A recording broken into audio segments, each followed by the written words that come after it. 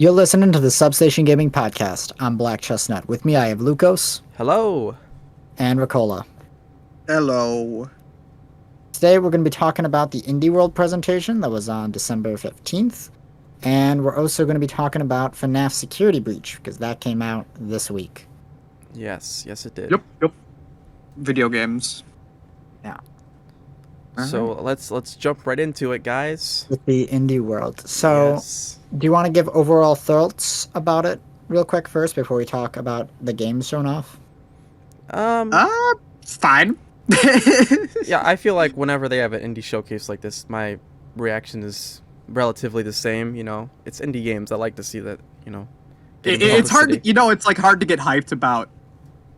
There's new definitely IPs been and a stuff, couple kind that are, like, just in general indie games that have been announced at these that are really hype. But you know, Yeah. just an I mean, I'm average. Honestly, definitely the excited ports are for at probably least the most a few of exciting. these. Yeah. Yeah, there's definitely a few games in here that I'm like 100%, oh yeah, I'm totally going to check that out when it comes out. And Yeah. there's a couple that I'm like somewhat interested in. And Right. overall, I don't think there was any that I thought were like looked bad. No, definitely not. Yeah. You know, nobody's like paying their way to be in here like the Game Awards. This is just stuff that looks cool. Yes. And it's also always fun every time an Indie World happens, seeing all the people on Twitter crying, About Silk big Song. mega tears because of Silk Song. Yep. It's, It happens every In fact, time. Hollow Knight existing is kind of a miracle. The more I think about it, having like 3 developers. Yeah. How does that game exist? Silk Song is probably like a decade away if it's going to be bigger than Hollow Knight. Yeah. It's pretty insane, Hollow Knight, all things considered. Yeah. But I said this before the last time we were talking about an Indie World presentation, and I'm gonna say it again. But Silk Song is too high profile for an Indie World showcase. Yeah, a little bit. If we think, see yeah. Silk Song, it's gonna be in a mainline full Nintendo Direct. You know? Yeah. Was Hollow Knight even ever in a direct? I think that would just kind Yes, of. it was. When the Hollow Knight got Upload. a Switch port, that was announced at E3. Okay, I couldn't remember, honestly. Yeah, that came out like day of when they showed it off. And I know they announced the Switch port in a previous Nintendo Direct. I want to say not an Indie World. Yeah, and the physical version of Switch port came with like a plushie of. What is Yeah. the protagonist of that game called? The Knight. Bugman. What's his It's name? called The Knight. The Knight. Okay, because he's Maybe not it's called the Hollow Vestal. Knight. Yeah, the Hollow Knight is the final boss. Yeah. He's the Dark Soul. Maybe he's the So- Vessel. He's either the Okay. Knight or the Vessel, and I just honestly don't remember. That's called Bug Guy. Sure. Sure. Yeah. All right, let's talk about some indies. Yes. Let's jump Yeah. right into the first one we got. Sea of Stars was the first game we Yes. saw. And what were your Yeah. first thoughts on this game, guys? Pixel Honestly, this game, I already knew about it before this presentation because I heard about it at like the Completionists indie charity show he does. Huh. So I don't remember. I think he might have also called it Indie World or Indie Land or something. I think it might have been Indie Land. Yeah. But the Completionist, the YouTuber, has a yearly charity indie stream where he showcases off a bunch of currently in development, upcoming releases, indie games and stuff. And it's a big charity drive. I want to say it's for dementia research. Okay. Not 100% on all the details, but I'm pretty sure that's what it is. And that's when I first saw this game. It's made by the Messenger devs. So, Which you've played, yes? yeah, I I've have played not. Messenger. I've 100%ed it. It's a great game. Oh, nice. Yeah, it's a really, really fun action platformer. I like the auras in this game. They gave the characters auras when they're doing their moves. Yeah, Ooh, yeah. they have like cool lighting effects. Yes. Presentation in general is like insane. I Yeah, know, gotta it say. looks- it's pretty much, it reminds, because it has a lot of the similar lighting tricks to say Octopath Traveler. But Yeah, honestly, I think this looks a lot better than Octopath for the most part. Octopath's, not.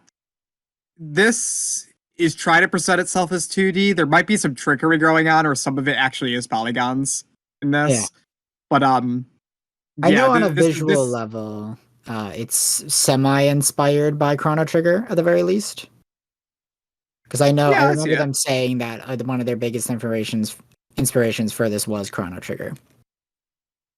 Chrono Trigger has some nice pixel art. Like, I'm pretty sure when you transition into battle, it's you stay in the field similar to how Chrono Trigger is. Okay. And it Yeah, also I'm looks looking like at there's no random encounters, they're all scripted like how they are in Chrono Trigger. and we see a bit of an overworld for a second, and it's looks more like a like Chrono Triggers, where it's kind of more detailed art rather than something like Final Fantasy VI is like Mode 7 stuff. Yeah. Like it looks more like Chrono Trigger's open world. Well, I mean overworld. So yeah, I see that a lot. And interesting, it's such a big genre shift from the Messenger, honestly. Yeah. Uh yes, but it's also pretty cool. Yeah. Yeah, definitely. Oh, Lucas, I think I'm getting some background noise from you. Okay, I'll just mute my mic then. All right. So yeah, it's a pretty big genre shift, but I'm actually pretty excited for this, all things considered. For one, it's Okay. a prequel to The Messenger, but you don't have How to much of a have played prequel? it. Like, is it sharing characters or It's just not same sharing planet? characters. I'm assuming it's just sharing the same planet. Okay. And that's about the extent of it. Because The Messenger had a big time travel plot Okay. where you were like going forward in time and stuff. Mhm. So I imagine this takes place centuries before the plot of The Messenger. That's cool. I imagine. I wouldn't be too surprised if the events and ending of this game correlate to, like, say, how the world of The Messenger is at the beginning of that of its game. Mhm. And that will probably be the only main correlation. Because they did say that you could play this without ever playing The Messenger and you wouldn't get lost at all.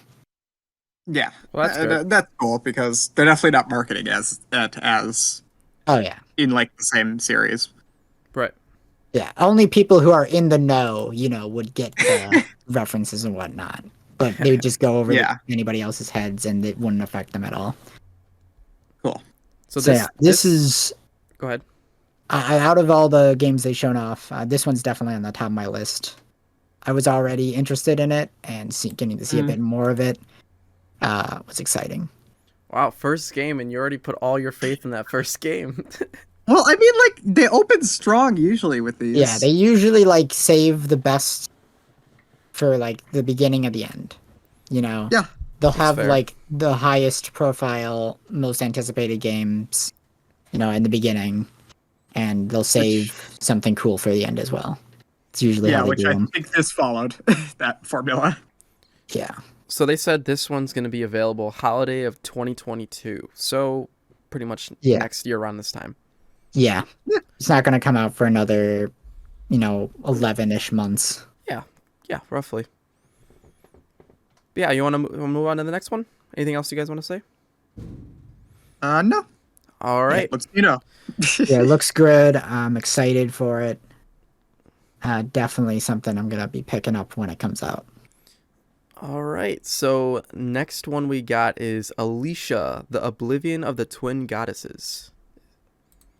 I have a curse. Every time I see a game with like cell shading grass and temples, I just think, oh, that's Breath of the Wild. Now I'm cursed. I can't look at games anymore. It definitely gives me that like lower budget Zelda game, specifically Breath of the Wild, just by the art style and like the animations, at least a couple of the animations. Yeah, I can see kind of what you're talking about. Although for me, Yeah. the most interesting thing about this game is that it's like a Switch exclusive, Oh Yeah. wow, and it nice. specifically like uses a lot of Switch tech in order to do stuff. Right. So like you can I- go into like handheld mode, and it will like play differently. That's Nice. really cool. I could only name like a couple games on Switch that do that. Yeah, and if I remember, there's a big co-op centric focus to it as well. Well, I would assume actually, because there's twin. Yeah, it has like the goddesses. two characters. Yeah, the two characters. Mm-hmm. It doesn't really give me that impression. Yeah. Like I'm like reskimming it, and yeah, it says it has local co-op. The trailer doesn't really show that off too much though. The co-op, so can't really get a feel of how that is. This is definitely one of those games that is probably it seems to have a bit of a barrier at entry to play, let's say. Yeah. Just in the fact that you'll have to, get someone and you have to have a Switch because it's Switch exclusive, as far as I'm aware. And Did they? So they had like a little no, like a little warning saying like make sure you have enough room around you to wear wristbands while you're playing. Is there like motion controls in here? yeah. When you're in It's TV mode, there's motion controls, and handheld uses touchscreen. Oh, nice. Yeah, so a lot of the games I've been playing recently don't none of them have any motion controls in them. So yeah, a lot of games just don't bother because they want to make them accessible for handheld and TV play usually. So most games, don't take advantage of either, which is a shame because I forget the Switch has a touchscreen sometimes, and I like it. I wish more games just took advantage of it. yeah, seriously. The touchscrreen on especially the new OLED model, I just picked that up. The touchscreen on it's really nice actually. Oh yeah. The problem with that is like I don't want to touch it because then it's like, oh, I'm gonna get the screen dirty. Yeah. That's why you get a nice screen protector and a nice little cloth that comes with it. But then I get my screen protector dirty. Well, then you're not getting the actual system dirty. You're just getting the screen. It's like your phone. You gotta touch your phone. That's why you get a nice screen protector. If it breaks or cracks, or you get dirty stuff on it, you switch it out. Yeah. Anyway, you can't switch out a whole screen, Ricola. Anyway, back to the game. Yes. It looks really cool, but I'm honestly feeling like it probably won't sell a great amount. Just because previously mentioned the barrier to entry, Plus, it's like you'd have to like have Joy-Cons that don't have drift. Yeah. So, as polished as this looks, I don't think anything about it really grabs me that much. It kind of like I just describe it as like action adventure game kind of, which isn't a bad thing. I don't think it has any action. It's more like just adventure. Yeah, it's just a like adventure game, like I think the most action I saw in that trailer was them driving a Jeep. It seems to be entirely focused around the puzzle solving. Yeah, which is nice. I mean, which is fine. I don't think it's gonna necessarily be bad. I'm just saying it seems to have a very high barrier to entry. That's going to scare away a lot of potential customers. Because even if you're necessarily interested in this game, you might not be able to fulfill the X number of criteria you'll need in order to actually play it. Yeah. Although maybe people just want games that use like the Switch's gimmicks, so maybe it could sell just for that. So we'll see. Potentially. It depends. Yeah. I don't know. And being that said, you guys want to move on to the next one? Sure. Yeah, I don't think I have anything else to say on this game.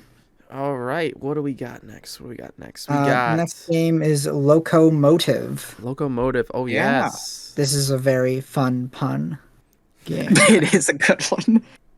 So, from what I can tell, this just kind of looks like a murder mystery like adventure game. This looks actually really cool.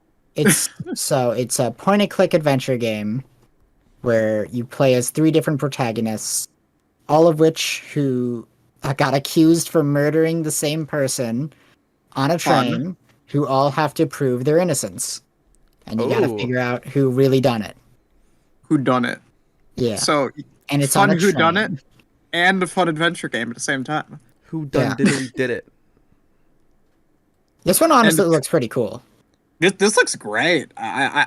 There's not enough games taking place on trains. Like, For a fact, we know this. Our entire channel is train themed. We got to give big props to any train themed games or levels out there. I'm trying to think of point and click train games. I think like episode 3 of season 3 of Salmon Max is the only one I can name. That's it. Yeah. This is an untapped market, especially murder Yeah. mystery train games. Yeah, this is basically they asked the question of what if we made Murder on the Owl Express a point and click adventure game? Oh wait, it's Orient Express, right? No, it's the Murder on Polar the Express. No, Murder on the Owl Express from Hat in Time. Oh yes. Oh, okay, yeah. Yeah.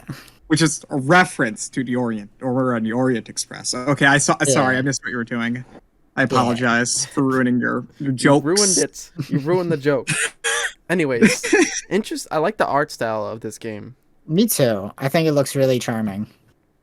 Yeah, I dig that very bouncy pixel art. And technically it's a side scroller, but you're on a train, so it almost feels like you're not in a side scrolling game, if that makes sense. Yeah, it's actually perfect for that. Yeah, like it's a perfect setting to do this game in.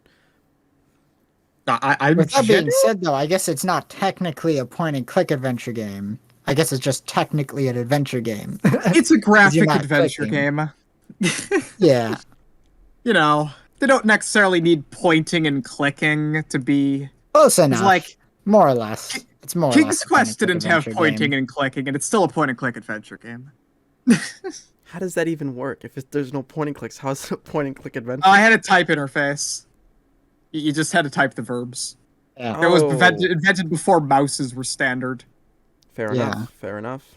And I imagine this game has a Steam release, so I wonder how the controls on PC will be. It might allow for like a basic mouse like interface, but you probably like move around with like WASD or arrow keys, or bits of like click to interact. I'd probably see that happening.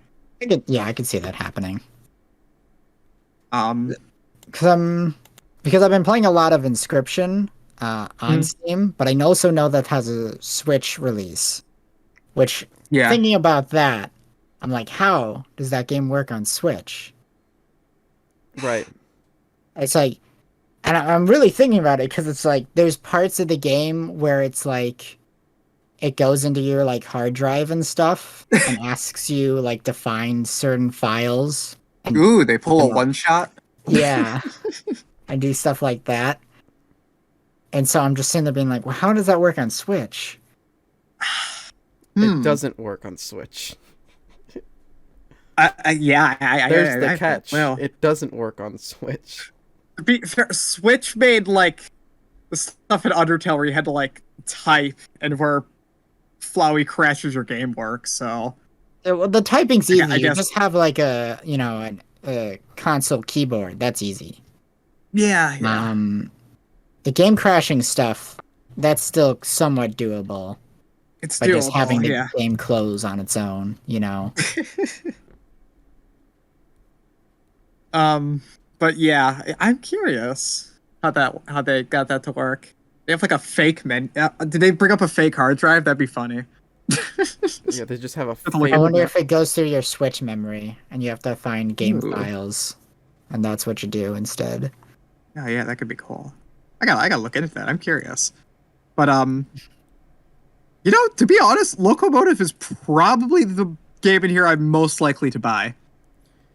Aside from... I could totally see that for you. This is like very up your alley. It definitely gives off minor Phoenix Wright vibes.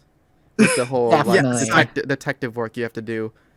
Yeah. It's quirky murder mystery and quirky point and click, which, occasionally I'm in the mood for that. Right. And it looks like it's constantly raiding, which is an instant point, like, for me. Like, I don't know what it is. Have like, nonstop raid in your game, and I'm like, ooh, I gotta play that. Yeah, as someone who isn't a big fan of this genre, I'm even pretty interested in it, considering I really like the premise, I like the art, and I like the setting. Yeah. Yeah, so aside from the last port announcement here. This is probably the game I'm most likely to end up buying. Yeah, So, yeah, looks pretty cool. very cool. All right. Want to move on to the next game? Yes. What do we got Yeah. next? It's After Love EP. Yes. This What does art EP looks stand really for? familiar. Yeah, I know, right? It looks like someone I follow on Twitter. Yeah, You know? I probably do. What game is this also by? I think the devs did something else. I'm trying to. I'm not 100% sure. Either way, EP. It's like that's a music thing, right? Like Yeah. I forgot what it stands for in music. I don't remember either. I'm not big enough into music to know all the music terminology. I'm a very Yeah. casual music person.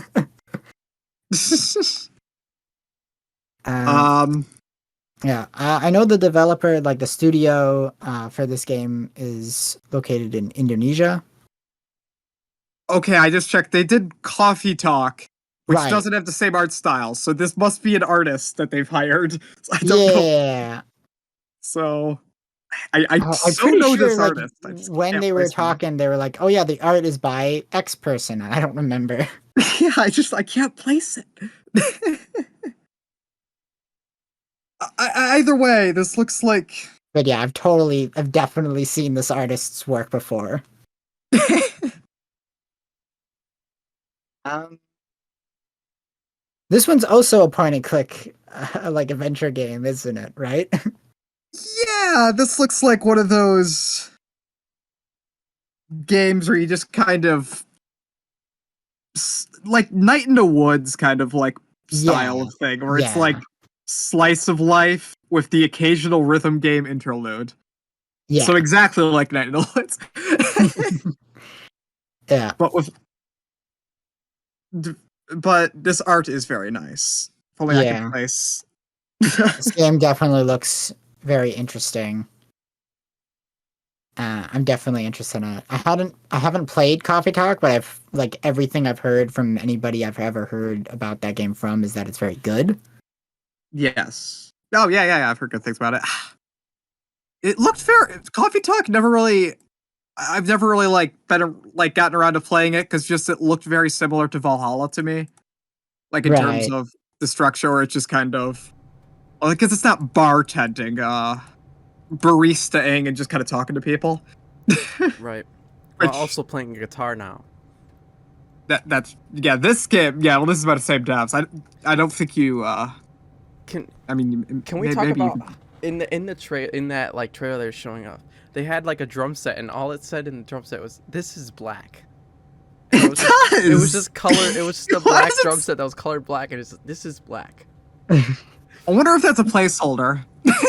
Yeah, I wonder if it has like some sort of significance like in the game. Probably not. It's probably just a joke. Ugh. Also, just reading up on it, just because I'm trying to figure out who the artist is. They describe it as a unique mix of dating sim, rhythm game, and narrative adventure. So this also has dating elements, because why not? Right. And it takes place in Indonesia, huh? Interesting. Yeah. Because the plot of the game is the main character is trying to get over Like a breakup, right? no, the death of his girlfriend. The death of his girlfriend. Oh. Yeah, so his girlfriend dies, and he's very upset by it. You know, understandably so.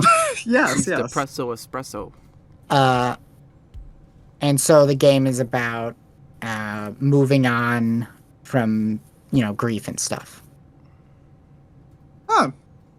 Which is, Okay. an interesting take, I like these games that like try to touch on real life situations people are in, especially like with grieving for loss.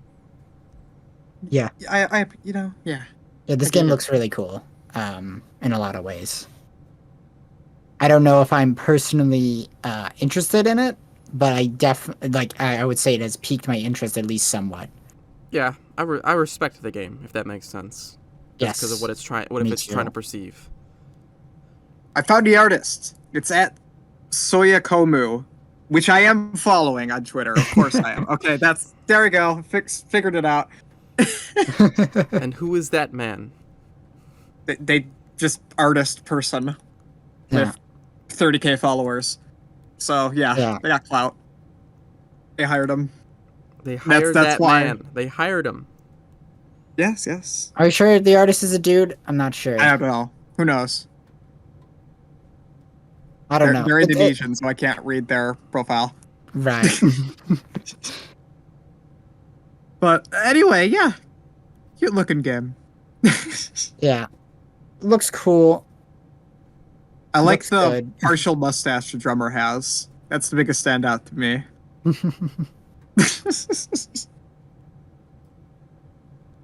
All right. You guys want to move on? Sure.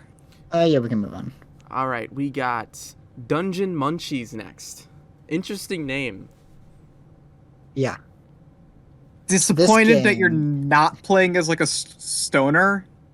Kind of disappointed about that. Well, you're playing as a zombie.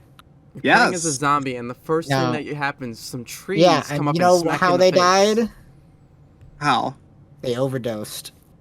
Oh. Also, I like how you got the funny Jiangxi thing on your forehead. I appreciate Yeah. that. Yeah, and no, it seems like That's the main not canon, enemy- by the way. That's just my fan canon. Okay. What- hey, can we talk about how we're fighting a bunch of like? This is a very green game. Fighting You're fighting food, Fighting a trees, lot. think. Yeah, green you're men. fighting sentient fruit. Yes, you cut As a a banana in half zombie. at one point. Yes. Okay, so let me actually explain the game a bit better than that.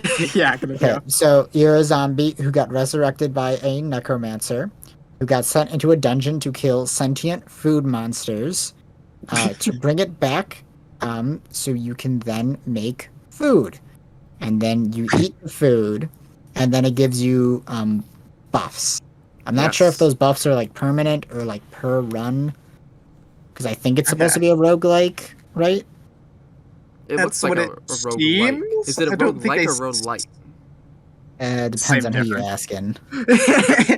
Well, what would you guys consider it?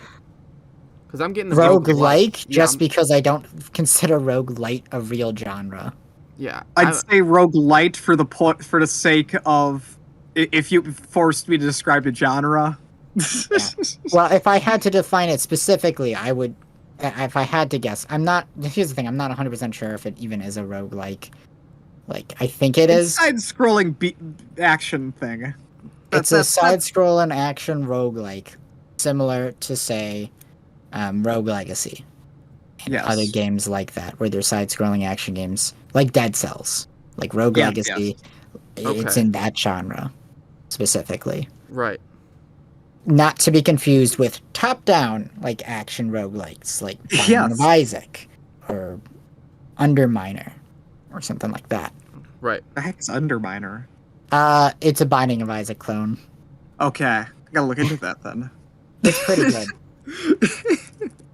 See, this game grabbed my attention. At least simply I for the think it's fact- named Underminer. I know it had a similar name to like Undertale, but it was a roguelike. It's just Undermine. Undermine. Okay. Yeah. Okay, I remember that one. Yeah. The Underminer is a character from The Incredibles. Yeah. The Underminer. The weirdest villain in a movie ever. That guy's awesome. But anyway, the thing that stood out to most of me this game, there's some flashy freaking visual effects in this combat. The one where he's like spinning around at the sword with all the red flashing everywhere, that was like, whoa. You know, it honestly gives me my friend Pedro vibes with all the animation. So, yeah, it's like really flashy side scrolling. I get that. I definitely get those type of vibes from it. Yeah, I see that. But More- this is one of the games that actually I like the most. That stood out to me Really? the most. Yeah, no, because just because I like the inventory system that they showed, I liked the action part of it, like just fighting fruits. Getting food. Yeah, Yeah. just This Like, game such definitely looks really good. such an That looks like a interesting- fun gameplay loop. Yeah, Just beat stuff up, get food, beat more stuff up, get better food, beat up tougher stuff. Like, yeah. I can get behind that. The better the food, the stronger you become. Also, apparently it's already out because it said available later today on there. Oh yeah, it did come out, didn't it? Oh, sweet. I'm definitely gonna pick it up. I didn't even notice that. Thank you, All right. Ricola. Report back. It does look really cool. And I like this is the reason why I love these indie world presentations is because it's just like here's a bunch of great games that are all awesome. You know? And like Kinda you don't have to weird, worry too. about any like stupid bullshit with them, like with AAA games, whether or not they're gonna have like NFTs in them or like microtransactions or loot boxes or anything Yeah. dumb like that. You just know you're gonna get a good ass game for a good price. Yeah. I'm Yeah. just gonna actually go directly to supporting the actual developers and not like scummy publishers and shit. Yes. Yeah. It's nice for a change that you can watch one of these gaming events and not have to be super cynical, you know? Oh yeah. But being that said, yeah. you guys want to move on? Sure. All right. So our next one we got is Figment 2, Creed Valley. Yes. I'm not really familiar with the first game.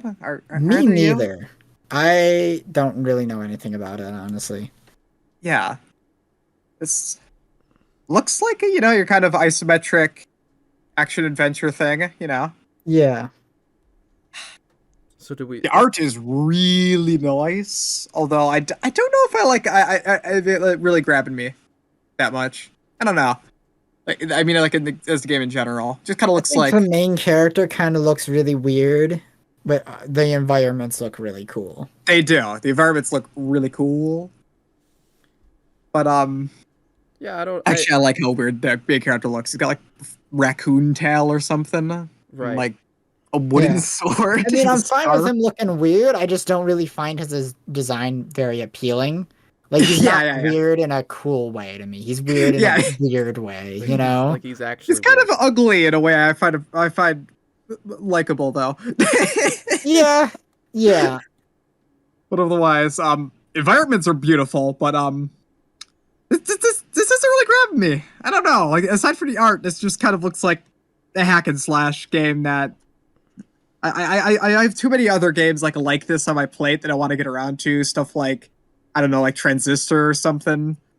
Right. Definitely. Yeah. So Or like Death's Door. yeah.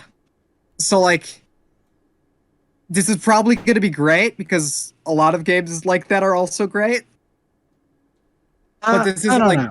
It's something where I'd Yeah. have to like check out the original for first. yeah. Yeah, so yeah, this is probably more exciting if you play the original. And it's a Yeah, demo, so Liked that's it. interesting. Because it does like I'm looking up the original on Steam right now and they look very similar. Yeah. So I imagine this is more or less more of the same. Yeah. So But it's cool that the original did successful enough that they were able to make a sequel. Yeah. Oh, And it's yeah. got very positive reviews on Steam. So Oh yeah, I feel like I'm being hard on it. I'm not trying to be, I'm just kind of like, this is just such a good presentation overall that this is like, still like amazing, and I just don't have like anything like particularly like right. amazing I to say think about it. It looks good. yeah. I think what you're kind of trying to say is that you're a bit worried that it's more style over substance. Right. No, I get. I Yeah, get. I definitely got that. yeah. That's usually a Because- criticism I find silly, but I get that. Yeah, because Which is- I know you were saying that it didn't like the gameplay wise didn't look that crazy. yeah, nothing about it grabs me. Yeah, Like it just looks like you're rolling around whacking people with a sword. yeah, it looks like a pretty basic action adventure, which can be good if that's all you're looking for, and you're But- looking for Yeah. something with really cool environments. But it also has the potential to just be like a generic game, which Yeah, I hate to say. There's a lot of other games in that style that I also want to get to. So yeah. Right. Like imagine on a gameplay level, it's probably not going to be as fun as say Hyper Light Drifter. yeah, but it does have really cool fucking visuals. It does. Since this is a sequel, there is probably some sort of interesting plot. if the game, I mean, if it's a sequel, I assume there's some sort of ongoing story. I remember when they were talking about it, I'm pretty sure it has a lot of like music elements in there baked into it. Interesting. Oh, potential for next year best song direction.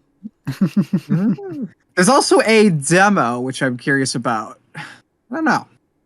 Maybe I'll check out the demo sometime. If I'm, just in a mood. Why not? Well, either way, I still think it looks pretty good. Yep. I'm interested in it, and the first game as well. Because I honestly had never heard of either this or the original up until now. Up until watching the event. So I'm kind of interested in trying out the first one, because I do like, top-down action-adventure games. Yeah.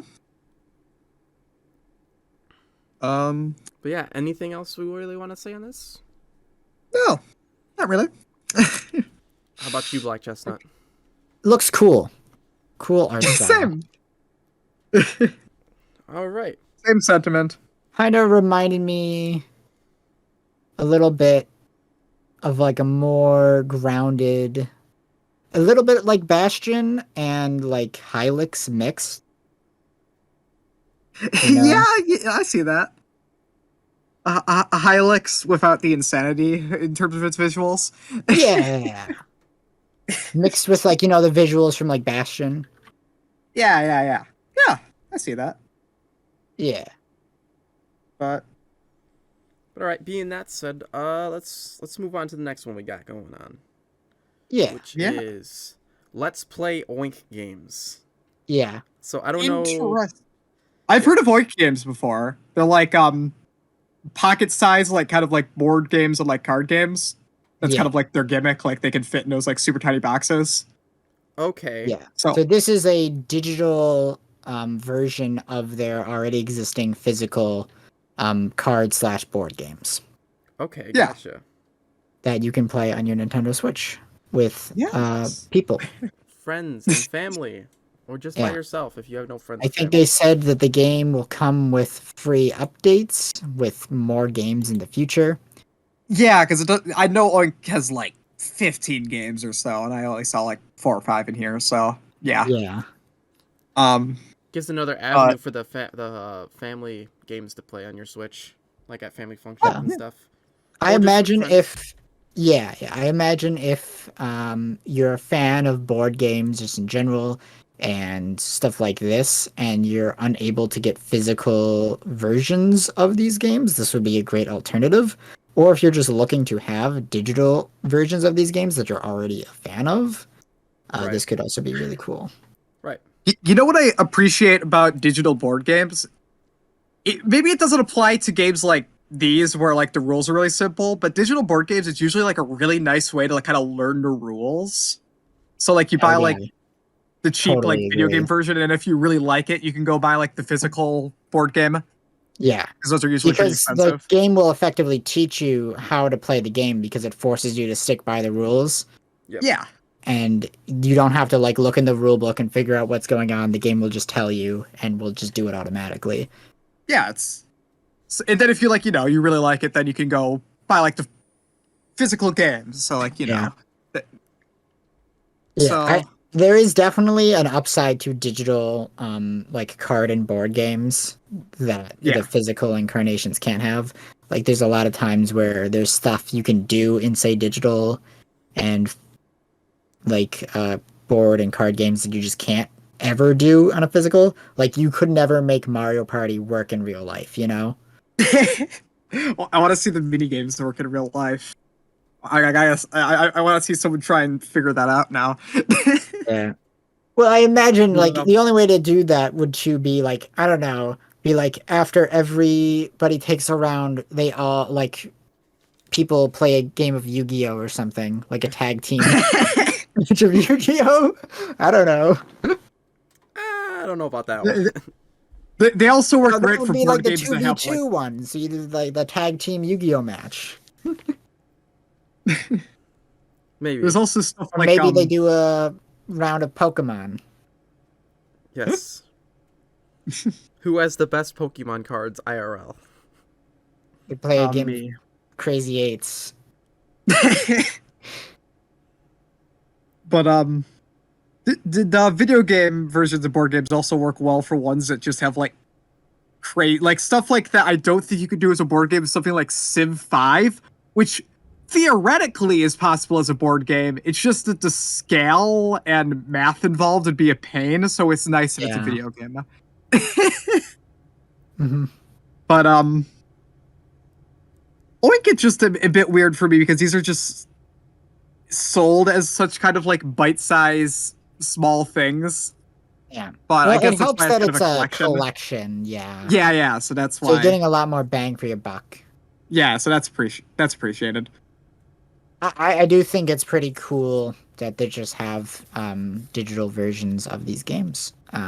It makes it a lot more accessible, since I imagine this is something you probably have to buy off of their website and like get it shipped to your house or whatever.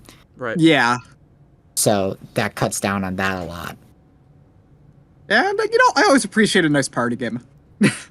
Not enough of that always, I just You can't always play Mario Party. no one wants to play Mario Party. Yes. Or can you?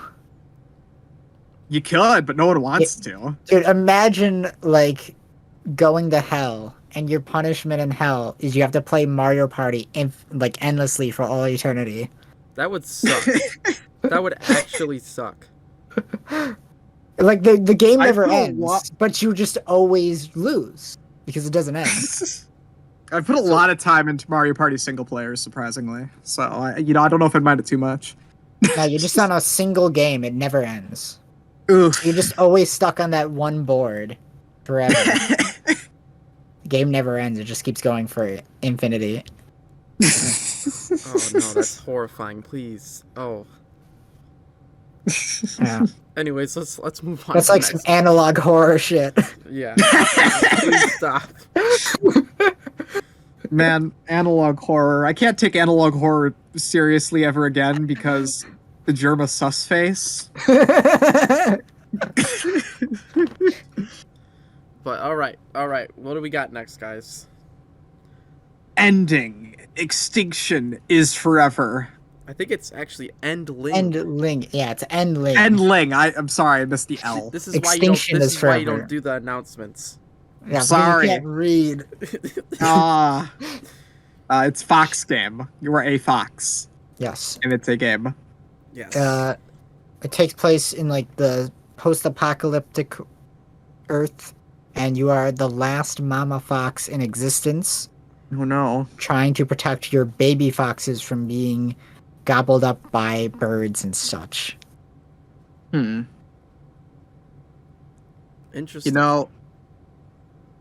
Yeah, I like it. Like it also, the 2.5D kind of platformer like story-driven genre is something I do really like occasionally.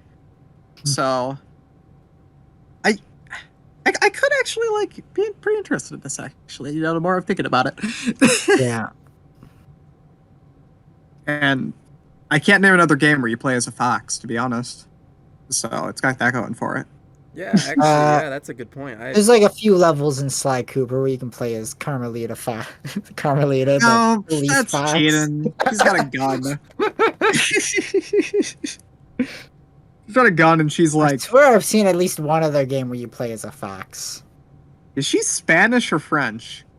Carmelita Fox. Spanish, I want to say. Okay, because I think she lives in France. of course. She's part of Interpol.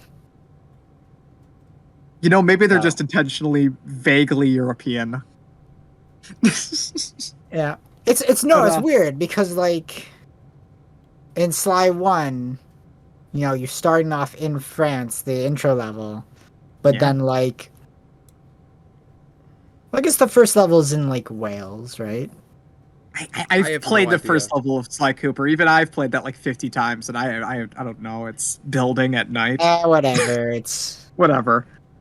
But I like the art style yeah. of this game. It looks very. Oh yeah, Endling. Yes. The art very style. Pretty. I like how all the areas kind of have a dominating color. Like Yes. you're walking around like a really blue Yeah. forest, or like the forest, and then it was like a forest fire like later, and it's like everything's orange. Like I like that art style decision where it's just one dominant color. That's cool. Oh yeah. They did a really good job on making the apocalypse pretty. Yeah, that, Yeah, that's the best way of that's a putting hard it. thing to do. Yeah, that's Which the- is it's very interesting because you're looking at all these images that, on paper should not be beautiful at all. They should be very sad and Um, ugly looking and just Yeah. depressing. yeah. But then there's a sort of beauty to it all, despite the It's like fact the that opposite of Dark Souls. I guess. Where it's a very pretty apocalypse. But yeah. Interesting little game. This is definitely one of those games that's going straight for the feels. Yes. Yeah, I definitely could they- see myself crying in this game if I get it. They're so gonna kill off the Mama Fox at the end, aren't they? No, don't say that. You're foreshadowing. Don't say that. It's gonna Well- happen. The point of the game is to carry 3 cubs to the end of the game, but if you make mistakes, they'll die. Mm-hmm. And so dependent so there's lots of ways that they can die, I'm sure, throughout the course of the game. Oh no. Oh And so no. it probably is one of those things where the runtime isn't super long, but it wants you to keep replaying it so you don't fuck up. Yeah, at you all. get a happier Get the best ending. ending. Yeah. Although the tagline of the game does feel very doom and gloom. Yes. Extinction is forever. That's kind of brutal. Yes, and very realistic. But Do you have anything else to say on this game? I do Nah. not. I'm definitely gonna potentially pick it up though when it comes out. really, Did they I'm mildly interested in it. If I hear good things about it, spring 2022? So not too far. I away. tend not to get these kinds of games. The side-scrolling Like, you don't Limbo crying? likes. No, just the Yes. games like Limbo and Inside. I tend not to get them. Inside was so good. I gotta replay Yeah, that. I'm not even like it's not even that I don't like the genre. I've never tried it and I'm not that interested in it. Yeah, fair enough. It's a genre I occasionally get really a hankering for occasionally. So maybe I'll play this sometime if I feel the mood. Let's move to the next. Yeah. Yes. Next one we got is Oli Oli World. Well, yeah, or Ali Ali, I think, because it's like a skateboard. Yeah, it's Ali Ali World. Yeah, it's a new Ali Ali game, but now it's 2.5D. Yes. So, yeah, much bigger production values. Mm-hmm. Ali Ali, Skateboarding game. it's What's yeah, with it's a the skateboard game. the fruit themes of these games lately? We got 2 fruit theme games. This is less fruit themed and more like they put a face on everything themed. Fair enough. Yeah. Still, but they put a fruit. Everything except the skateboard. That's the only non-sentient being in this world. And they managed to Yes. make a marshmallow scary. The marshmallow they show is very spooky looking, and I. You ever see the marshmallow stand in Roller Coaster Tycoon 2? That thing is terrifying. Oh yeah, you're right. You're right. All of the stands in that are spooky. But yeah, Ali Ali's interesting because it's less, from what I've seen, it's less of an emphasis on kind of tricks like something like Tony Hawk or Skate, and more of a kind of levels, with Yes. multi-paths and stuff. And Almost can qualify as a platformer to an extent. yeah, it's almost like a runner kind of game, Yeah. in terms of how you play it. Yeah, definitely. Yeah, it pretty much is just a side-scrolling infinite runner, but on a skateboard. Yeah. So It's Yeah. an interesting take on that because you don't really see too many infinite runners, let alone a skateboard themed one. I mean, there's a good amount it's of a infinite genre. runners on, like, say, mobile. That's true. Yeah. Although to be fair, I think it's a genre was like really big in like the early 2010s. It's kind of Yeah, I'm not gonna say disappeared, but slowed down. yeah, I'd say it's slowed down a lot. Yeah, They're not as common as they used to be. yeah. We don't get a new Bit Trip game every year now. Yeah. But I dig this art style. I find it funny that everything has a face, like it's Mario. Yeah. And I the like the art skateboards style do too. have a I think it looks face. really good. They gave the skateboards a face. You know, oh, do skateboards have a face? Well, Well, it's you like a can get decal. like one that has a face on it. Ah. It's Actually, like- you know what But this it's looks not like a This looks like real face, Adventure it's just a Time. painted on one. Visually, this looks really Adventure Time. That's what style is reminding me of. I was trying to place Yeah. Yeah, I kind of see that. Like a 3D Adventure Time. it. Yeah. I was trying to place it for a bit. I've seen it. But yeah, neato. Anything else you guys want to say on it? Uh, It looks pretty you good. know, if this is ever on sale, I'll grab it because, like, a runner game's a nice thing that kind of just would work nice portably and just open it up, play a level or two, and be done. Yeah. Like, I wonder if it's gonna have like a mobile phone port. it could end up having that Probably. I because would not be surprised at all. I think the other Alley games do as well. Yeah. But Yeah. Next Looks pretty cool. next one we got today is River City Girls 2. Yes. whoa, which Electric it has a lot Boogaloo. more playable characters than the last one, huh? Yeah, it does. So I played River City Girls 1. I played a bit of it. I didn't finish it. I beat it. It was fun. Not like the greatest side-scrolling beat 'em up of all time, but I'd say more than good enough. I thoroughly enjoyed it. Yeah. Presentation-wise, it's great because what is it? This is Way Forward, right? Way forward, yeah. Yeah, so of course, presentation-wise, it's great. But yeah. This I looks think, like you know, the funny thing is, my biggest problem with the first game would probably be that when you beat the game, you unlock the dudes, you know, the River Okay. City dudes. What's the name? okay. We'll just call them River City dudes.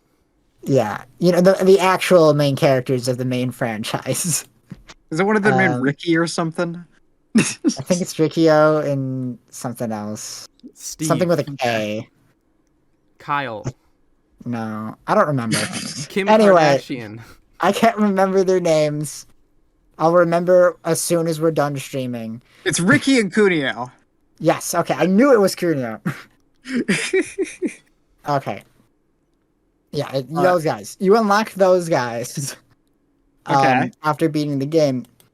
But they're not... I'm pretty sure they're, like, not available on, like, a new game file. They're only available on the file you beat the game on, right? Right, makes So, sense. But if you try to play as them, they're, like, level 1 because it's a River City game, so you, like, level up and shit. yeah. But then all the enemies scale based on like your levels and stuff, but it will take it based off the levels of the girls, you know, who are like at that point, Oh. like, you know, max level probably after beating the So, game. oof. So they're basically unplayable because you can't kill any enemies with them in order to like level them up. I don't know Yeah. if there's a way to bypass that or if I was just an idiot and you just have to start a new game and then play through it with them. Yeah. 'Cause I don't think there's like a new game plus option at all. Very strange. You just kind of looks more you like you unlock just pick them a as character. characters and they're like full characters, but you just can't play as them because you can't level them up and they're too under leveled to beat anything. They're for the ridiculously hard Battletoads level difficulty after you've beaten the game. I guess. Anyway, this game has a lot more characters, and I'm guessing that they're all unlocked at the start. Yeah. Also, this has a lot of variety in environments. I didn't get far in the first game. Once you get out of the school, how much variety is there really in the Good first amount of game? variety. I mean, they're all. It's for the most part, it all takes place in the city, but you go to a lot of different locales in the city. Yeah, this has a lot of weird stuff though. This has like You're a going through western like town. the main streets, the nicer end streets, and then you go to like the more black alley. Yeah. Then you go to like the subway and like the underground sort of area. And then you go back up and there's like, you go hit like the mall and like a big corporate Yeah. tower. So you hit a lot of different locales throughout the city. And But you go to, also like, like the your pier and standard stuff. kind of beat 'em up fare, it sounds like, kind Yeah. of the same stuff. Nothing you Stage. haven't seen before in previous River City games. Yeah. This, on the other hand, looks pretty weird in some of its stuff. It looks like a futuristic area. There's like a Wild West town, a theme park. There's a lot of weird looking stuff in this trailer. Really? I'm not seeing it. Yeah, you didn't see it? Oh, There's like a I'm hover looking car. at it right now, and they're like at a bar. Here at 1942, there's a Wild West town. At Here. 1937, there's a freaking hover car. You know what? I'm And gonna take a guess. This is a movie studio set. Ooh, that's a fun setting. So Yeah. That's probably what that is. If I had to Okay. take a guess. It's like a movie That's- studio set, and you're going through a bunch of different sets for different movies. that's a good framing Because device. Scott Pilgrim versus the World had a level like that. Did it? It was like the second level. I need to get around Remember, to playing 'cause that. one of the That game's boyfriends playable was- again. Movie actor and stuff. Mhm. The 7 forgot. Evil X's. Yep. Yeah, now that Scott Pilgrim's playable again, I gotta play that. Oh, it's so good. We'll play it for the channel. Oh, does it have online? I think they added it. Yeah. Oh, okay. We could always just Um, get together and play it, though. Sure. That's, that, It's not that long. I will not mind watching somebody play that. That game is amazing. No, it's co-op. We'll play it together. Okay. Yeah, I think it's up to 4 people. Yeah. Okay. We could definitely play Anyway, it. Anyway, yeah. River City Girls 2. I'll probably pick it up. I like the first one. When I get around to beating the first game, then I'll get around to it. All right. What's the next? I wonder if they still have the dab attack in the sequel. I hope so. Anyway, the next after that was the sizzle reel segment, which Oh, yeah. showcased a bunch of games really quickly. I want to say some of these aren't released yet, but most of these are just coming as ports to Switch of already released games. Yes. So you want to do like a rapid fire round real quick for these guys?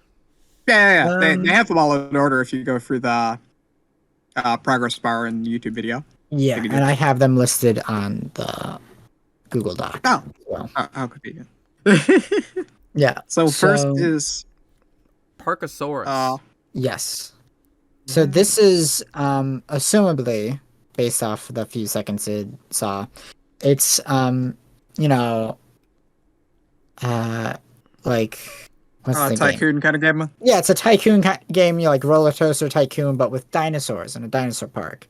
So Yeah. I imagine it's similar to the one Jurassic Park game, just not licensed. Yes.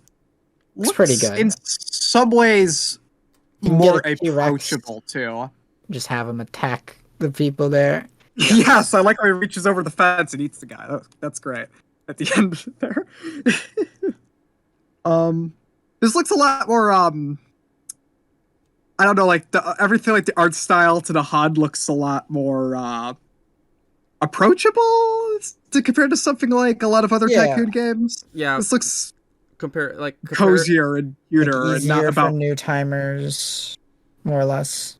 Yeah, and the numbers look smaller compared to something like, I don't know, Jurassic World whatever it's called, that I believe Jurassic uses World like Evolution. yeah, which I believe uses realistic like numbers for money and stuff. When this is just like this has like 15 hearts in the corner. This is going for lots simpler currencies. It looks like, which is appreciated Yeah. Looks because good. yeah. Looks fun. Uh, Next was a Don't Starve Together, a Switch port. Which I've been waiting for this. Let's just start with I've been waiting for this. Don't I've been Starve trying to play Don't Starve for years. the game's fun. It's such a simple Yeah. concept, but it's so fun. Is Don't Starve Together technically a different game than Don't Starve? Yes, it is. It has Okay. different expansions. Yes. It doesn't have all the same expansions, so yeah, it's different in that. Although I think that the base games are practically the same. Like, aside from The same multiplayer. mechanics, There's Don't yes, but- Starve, and then there's Don't Starve Together, which is effectively Don't Starve 2, more or Yes. less. Essentially, Okay. yeah. Yeah, except for Don't Starve 1 still gets DLC, so It's weird how the game works, but it's essentially just a sequel, yeah. Talk about Yeah. an indie studio just finding their niche and doing it. Right. And doing it Clay right. does a lot. They did Market and Ninja too, I think, didn't they? Wasn't that before Don't Starve, though? I think Don't Starve is one of their first games, and they did Market and Ninja after. 'Cause Don't Right. Starve And was then they pretty went back cool. to Don't Starve because Yeah. it was, obviously very successful. Yeah, Right. I've been trying to play Don't Wait, Starve. they also made forever. Cryptid the Necrodancer? Yes, they did. Yes, they Oh, did. that was Clay. What? Yes, they did. Oh, man, they're busy. They No, are. they just published it. They just published it. Oh, Oh, okay. Yeah. I I knew- guess I they knew like they had their name on co-published it. it. I knew they had their name on it somehow because I remember looking at that way back. Right. But Oh man, Cryptid Necrodancer is like 80% off on Steam right now. I know. ooh, buy it. Great. You, gotta- can play as gotta love Danganronpa Steam's- characters. Gotta love Steam sales. Yeah. But I've never survived more than 3 days in Don't Starve. I Ever. think the longest I went was 36 or something like that. I either go insane and get devoured in the night, or I set up a great camp and then a tree comes to life and beats me to death or something. 'Cause this game is so mean. It's definitely a hard game, but when you get the Together, I think is balanced to be even harder because it expects you to have other people. yeah, but So, whew. it does a lot. You have to take like a different approach every time though, every different playthrough, just because. It is very rewarding. Yes. From what like, it's not like Minecraft where after a day or two you're set for life. This you gotta work. This is like starving is a constant risk. Yes. Yeah.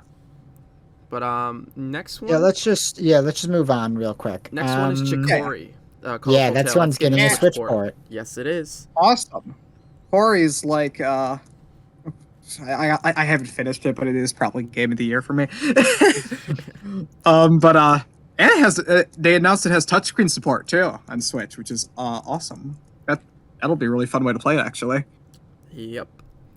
Next Yeah. one we Go buy got it. is this Right. game called Baby Storm. And I don't actually remember this. Let me hold on real quick. I want to. I'm looking at it. Looks This like, is Oh like my the- goodness! RGB Honestly? diapers are back. They really are. The gamer diapers are back. But honestly, when I looked at this game, my immediate thought was of another Switch game called like The Poopers. Oh, I've heard of this game too. what is the poopers? Oh Like my goodness. immediate thought was, it's a higher budget version of The Poopers. What is the poopers? Anyway, It's a top-down Splatoon clone where you play as babies and you poop. ew, gross. You try to cover the map with your colored poop. Are you actually playing as babies in this, or is the gameplay just revolving around babies? I don't know. I think you're the parent, and then the babies just go crazy. Or better, you're a very large baby. I hope that's what it is. Yeah. Yeah. I'm not large- sure I'm guessing Baby Corp is the developers for this game because they got it listed, but they don't have it like say specifically because it's got Forever Entertainment and then Baby Corp. So I don't know which one is the developer and which one's the publisher. I'm guessing Baby Corp is the developer, which I hope it's developed by babies. That'd be a great innovation. well, I was just about to say because Baby Corp is the name of the corporation in Boss Baby, the Baby Corporation. Oh my god. From Boss Holy- Baby. That's the They're business that's real. run by immortal, unaging, super intelligent babies in the DreamWorks Boss animated Baby's film. real. Boss Baby is in fact real. That- Beware, folks. This is a disclaimer. If you have a Yeah. newborn child at home, it is trying to take over your household. Yeah, that goes without saying. Yeah. Remember, gamer parents, you gotta buy your baby the RGB gamer diapers. Make sure to Yes. get the baby size ones, not the adult size ones. The adult size ones are for adult gamers.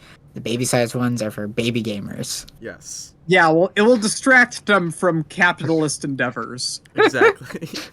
Yeah, you remember, you want to teach your kid to be a gamer, not a capitalist. All right. Next one, the game Grime is getting a Switch port. Yes. I've actually This never... looks very Dark Souls. Yes. Yeah, I had to say it's a Souls-like Metroidvania. Which Yep. looks very pretty. It's got a lot of... It's a snow theme. I like the snow theme. Or No, maybe that's it's just not the a snow atmosphere. theme. Cave. It's rock theme. Well, Yeah, those are Everything's just rocks. cave sparkles. okay. Yeah, I like the... it's not snow. It's not a snow-themed game. I'm fairly familiar with this game. I haven't played it at all, but I've seen enough people play it that I know what the deal with it is. Yeah. Okay, got It's a side-scrolling Metroidvania with a lot of Dark Souls elements. It's got a parry move, and it's got a lot of RPG elements. Yep. I like the fact that you don't have a... I like the lighting a lot. Yeah. Oh, I'm sorry. I apologize. No, you're good. You're good. Yeah. But, but yeah, let's... Next one we got is Gerda, A Flame in Winter. That's an Mhm. interesting name. But this looks Yeah. interesting. I'm not I- actually sure where the setting is supposed to be for this. I think it's Germany. Yeah, no, it is in Germany. Germany, Because they okay. show the So German it's flag. German. Yeah, they show. But there's the- other characters with like different flags when they signed up. So it seems like you're running like an inn, Oh, but I'm that's not Okay. sure where the inn is located, and you're taking in people from, over Everywhere. Europe and stuff. I think we could agree it's Eastern Europe. Yeah, Yeah, it's somewhere definitely Eastern Europe. I'm not sure whether it's like because it might be Russia, Yeah, I was just It about to might say be, since like, it's snow, I think Eastern definitely Germany. it could be anywhere. Yeah, it's definitely set in. Could be somewhere in the Netherlands. That's true. That is true. Yeah. I don't know. Yeah. It's Uh, somewhere. Timeline. Really Next- did not see enough of the game in order. Yeah, to make I comments, can't so. really say much about it. There's dialogue elements. It just looks like the story, and you're a typical innkeeper, and you gotta, talk to everybody. Yeah, they just didn't show enough, and I don't know anything about the game, so. So, sorry to. We This gotta see game's more. We gotta neat. see more. Moving on to timeline, time lie. That's what the game. Oh, name. time lie. Okay. Yeah. You typed So this it is in a wrong. Switch port. I did not type it in wrong. You typed timeline. Did I type? No, I probably autocorrected. Probably. Yeah. I definitely typed in time lie. But it's being published by Zordix and Ernix Studio. And the full game is actually out. So if you guys want to try to Yes. check this out, it actually is out now on Yes, it's out on Switch, available now with a demo. And also, it's been out for like over a year now. It came out in 2020. Oh wow. Oh. This is just the Switch port of it. I don't know a great deal about it, but I did look a little bit into it. It looks like a kind of puzzle stealth thing. Yeah, it's like a Looking at it. puzzle stealth game. Okay. You gotta solve I'm like down with stealth that. puzzles and stuff using like time rewinding stuff. It looks Interesting. neat. It does.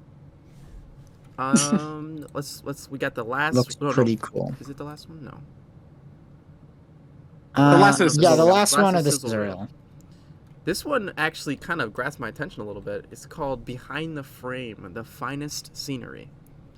Yes. It's I remember seeing this one previously earlier this year. I want to say it was. Let me think. I want to say it was like Summer Games Fest. Like Okay. the post show for Summer Game Fest where they talked about a bunch of different indie games. This was one of the ones I saw. If I can remember correctly, it's kind of like a life sim game. right. More or less You're where an you're artist. doing like different tasks and like doing art and stuff like that. I know it's a different Neato. different type of game, and it oddly interested me. I might consider picking it up just to check it out. Yeah. Might have to do some YouTube video research before, but it definitely grabbed my attention a little bit. It's coming out spring next year. Oh, okay, got it. Yeah. So I can't do YouTube research yet. I mean, you can go and watch a full-length trailer for it and stuff. Because this one just gave you a snippet. Right. A lot of this Sizzle Reel is just supposed to be, here is like 10 seconds of the game, Yes. that will make you want to Google search it, because we gave you Exactly. the title, which is kind of the point. So yeah. I mean, to be fair, that's what I did with Time Lie. I was like, that looks neat. Let me Right. Google it. Because I hadn't heard of it until that point. Right. But last thing of the indie showcase we got today is called Amori. Yes. Yeah. More is Everybody knows about Amori. And what are your guys' thoughts? What was your first thoughts on this? Oh, I've heard about it before. Oh, I I've know known about this game for ages. I've known about it since it came out. Oh, okay. So I Yeah. have not. It's funny. This is one of those games that was very highly anticipated and was waited for the release of for years by people Yeah, who this were had like a following it. decade of history. Although I myself did not hear about it until the day it came out, but I've heard very many things about it the day it came out, and then I immediately threw it on like my Steam wish list and still haven't gotten to it. I was just about to say, I think hopefully good things, but obviously you answered that question before I can even ask it. Yeah. So I've never seen this game, so just real quick, just for me and the viewers, what's the basic? It's like Earthbound. It's a quirky Earthbound inspired RPG with themes of depression. Oh, okay. That's a great. Let's keep it simple. All right. Yeah. But really, it's got some cool stuff. You go like between what is it like a dream? Is it a dream world and a real world? I think so. I'm not 100% sure because I know a little bit about it, but I've been trying to avoid spoilers because I do plan on playing it still, and I just haven't gotten around to it because it's hard to commit a lot of time to a JRPG, Right. Especially when you start like 3 and then play for like 2 hours and then don't touch it ever again. Like I did with like Neo the World's End with You and Dragon Quest XI. Where it's like, this is kind of fun, but I also don't have time for all of this. It's like calling this Earthbound inspired is also a bit of unfair. I feel like this is more in a vein of kind of like RPG Maker games. Like, yes, but it also like, is one of those things where it's like there's a lot of RPG Maker games that took inspiration from Earthbound, and But I mean, like, hell, this game has like jump scares and crap. Even it's like saying something was inspired by Undertale, Yeah. Where it's like inherently it would be then inspired by Earthbound, Exactly. It's a chain of inspiration. Right. It's whoever. And the main reason why people like compare it to Earthbound is because it's like it has wacky enemy designs like Earthbound, where they're like real world objects but with like a weird twist. And quirky. And then it's in a contemporary setting where it's in the modern day and stuff like that, as opposed to a fantasy world. but it's like a weird contemporary setting where it's Yeah.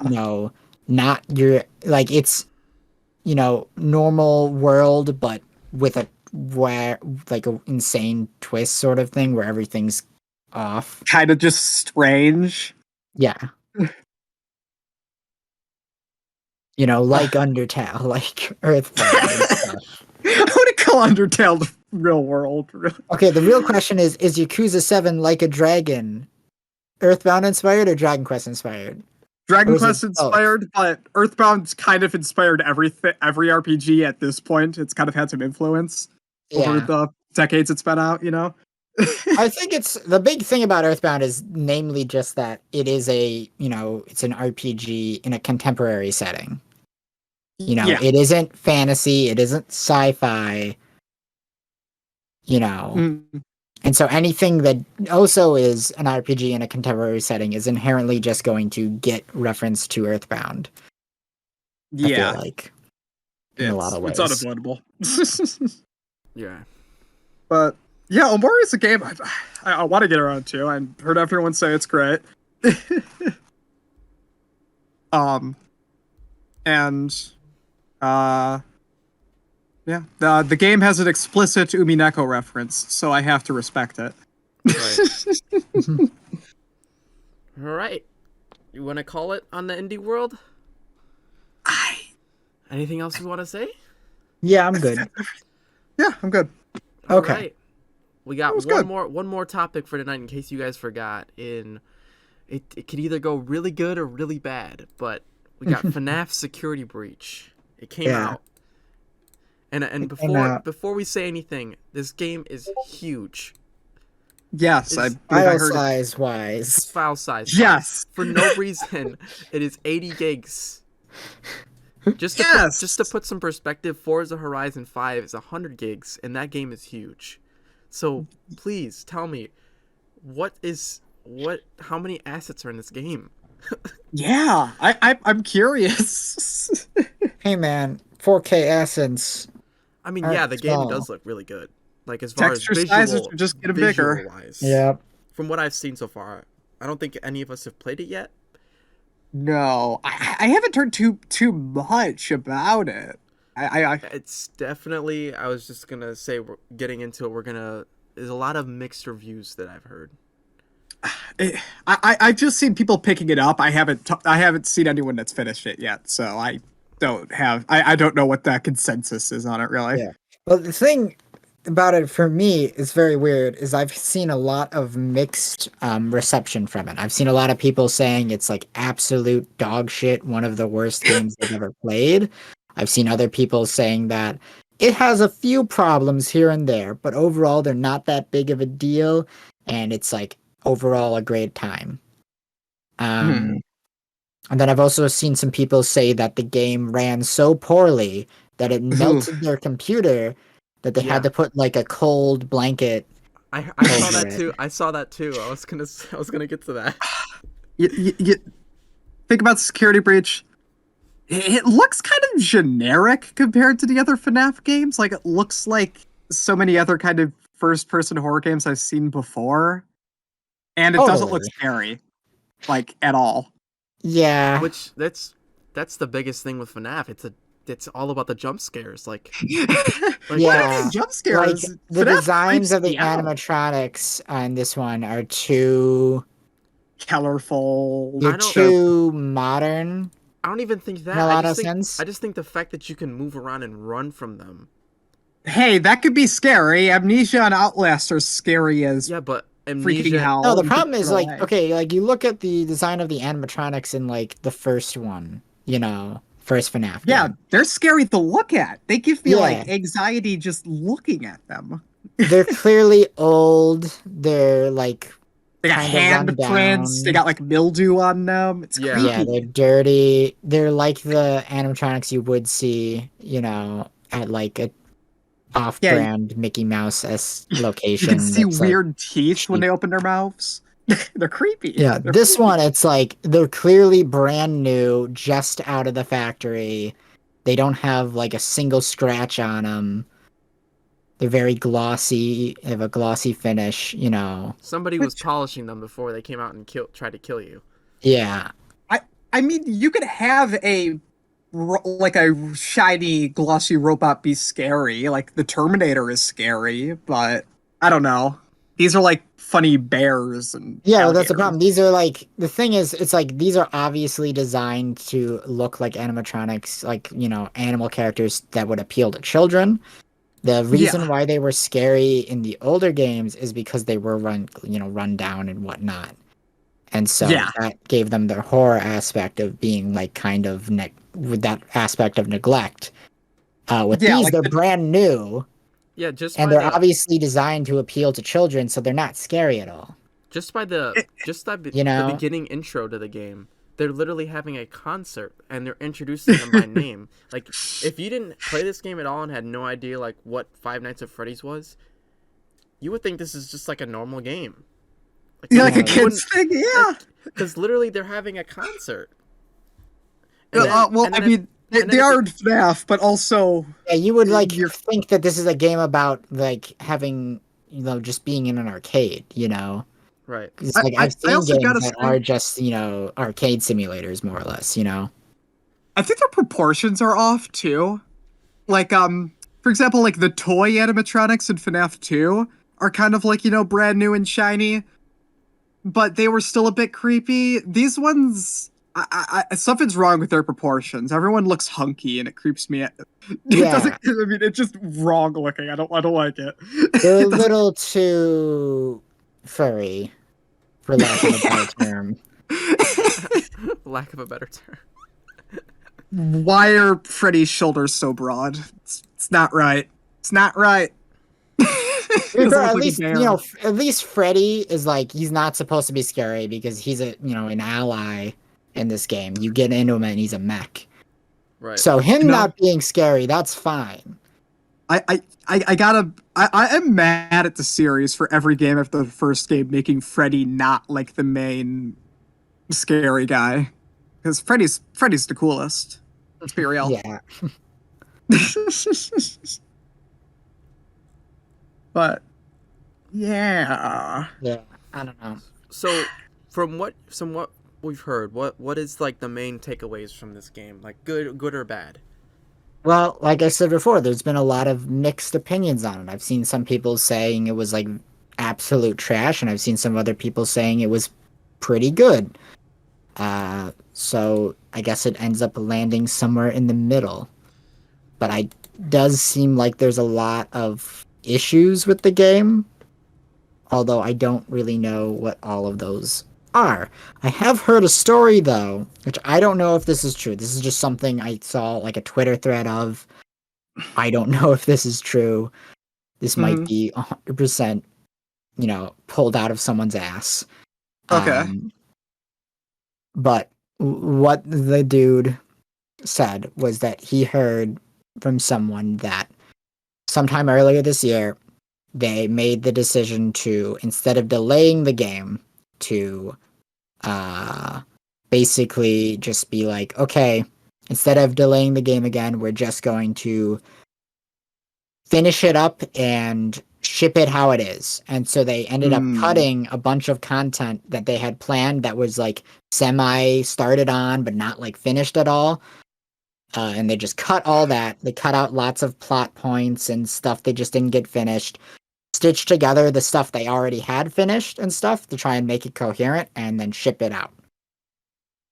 Hmm. So Yeah. the game is like unfinished in some areas because of that, and the script isn't done and it's not like full length. That's disappointing because the And one there's big some selling bugs point. and unpolished here and there. Yeah. That the big selling point of this, I feel like, was it was, we've seen first person horror games like this, but this had a budget compared to like other stuff, like something like, I don't know, Poppy Playtime. This has a budget. So I was hoping that they would take advantage of that, but if it got kind of Yeah, I screwed, mean, that's the main fine. appeal of this is really just the fact that it's like, it's a first person horror game like, say, Amnesia and stuff like that. That Yeah. genre, but with the FNAF IP. Yeah. which is something, FNAF hasn't done before and could potentially do, and which is why this game ended up getting made, because it was a neat idea. I know I've told this story a couple times before on the podcast, but I'll repeat it again. But the very, very first time I heard about FNAF, before I saw any gameplay of it at all, back in 2014, that's when it came out, right? Yes. Centuries ago. Somewhere around then. Yeah. Or was it 2013? Was it that long ago? Let's It's been a long time. Freddy's. Ooh, really long time. Anyway, the first time I heard about it, before I saw anything about it, this is effectively what I thought it was. Right. How Security Breach plays and stuff. That's what I thought FNAF was initially before I saw it for real. I was like, oh, okay, so you're in a closed down, Chuck E. Cheese place, and you're getting chased down by animatronics, and you gotta hide and stuff from them. That's what I thought it was. And so when I saw FNAF, and it was like, oh, you're locked in one room, and it's like Night Trap, effectively. I was a little surprised at first, and I was like, oh, okay, actually, that's kind of a cool idea. Yeah, it's unique. It's very different from a lot of other horror games that were around that time. Yeah. I mean, now there's a million imitators, but still.